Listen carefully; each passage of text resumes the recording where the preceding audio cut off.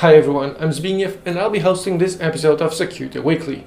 Petko Petkov, a Bulgarian IT security researcher, has found a crucial flaw in software used by local kindergartens, allowing to access sensitive information on well over 200,000 of Stara Zagora citizens. After his efforts to contact local authorities and the company responsible for the software were ignored, he shared his findings in social media. This didn't remain unnoticed, and Petkov has been arrested and now faces from 1 to 3 years in prison and a $2,900 fine. Not cool. Germans like to have everything in order. This includes a standard describing a secure browser. Originally, the guideline by the German Federal Office for Information Security was published in 2017.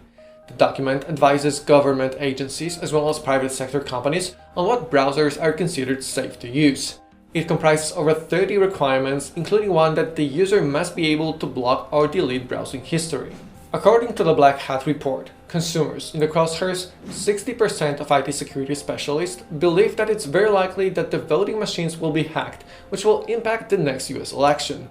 Also, 60% of respondents think that the Russian cyber initiatives will significantly influence US presidential election in 2020.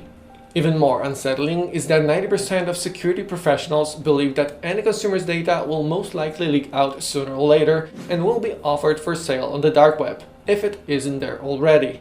Only 30% think that consumers will be able to protect their privacy and keep their identity secure. 75% of those asked consider using any social network a bad idea. I'm afraid we might be doomed. Medtronic recalls its MiniMed insulin pumps as they pose a cybersecurity risk, which is a real-life threat to its users. FDA claims that it's possible to connect to the pump over Wi-Fi and change its settings to over-deliver insulin or stop its delivery, causing severe health damage or even death. This issue may concern about 4,000 individuals in the US. There hasn't been an incident yet that would exploit this vulnerability, but if you're using a Medtronic insulin pump, make sure it's not one of the affected models.